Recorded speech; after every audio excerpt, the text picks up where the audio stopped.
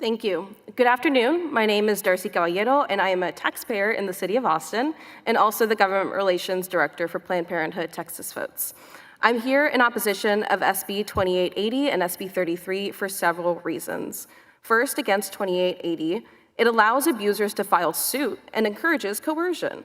Although the bill prohibits someone who impregnated a person through sexual assault from filing suit, it does not exclude someone who has abused their partner. Case in point. In Galveston County in March of 2023, a pregnant woman whose friends supported her by helping her acquire abortion medication was attempting to leave her emotionally abusive husband.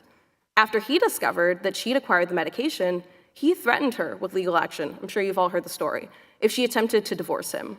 He then followed through, and her friends were hit with $1 million lawsuits each for wrongful death, all of which were later dropped. Second, SB 2880 attacks the independence and role of the courts and increases the authority of the Attorney General to criminalize abortion providers and helpers. This bill limits advocates' ability to protect Texans' constitutional rights and undermines the independence of Texas courts by restricting judicial review and jurisdiction over challenges to this bill and allowing any person to sue a state official, including a judge, for attempting to hear a challenge or enforce a related court order. The bill would also further criminalize abortion in the state by increasing the ability of the Attorney General to enforce existing criminal pre-Roe abortion bans, even when local prosecutors have refused to file the case. On against SB 33, first, the bill is a blatant overreach from the state government. City officials were elected to make decisions based on the needs of their communities whom they know best. But this bill assumes that the community disagrees with the policy because maybe the state government does.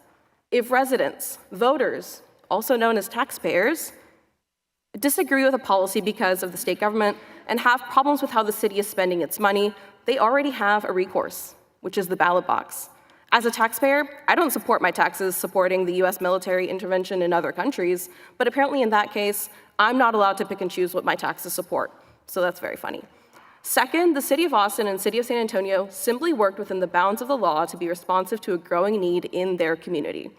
In 2023 alone, Fund Texas Choice clients logged over 1.2 million miles to obtain abortion care out of state.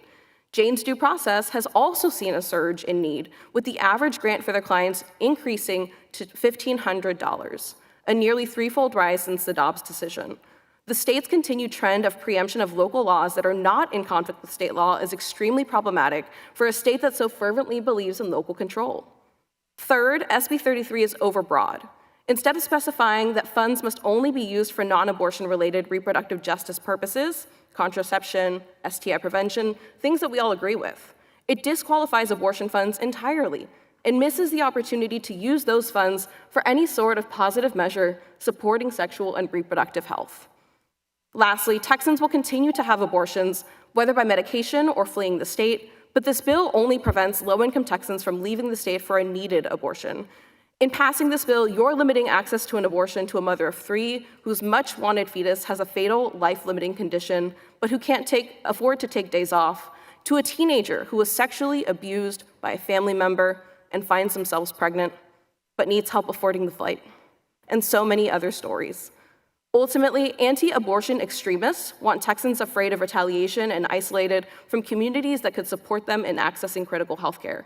We know empirically that the views in this bill are not representative of how Texans feel, and only 13% of Texans want what this bill is doing, which is to reduce access to abortion.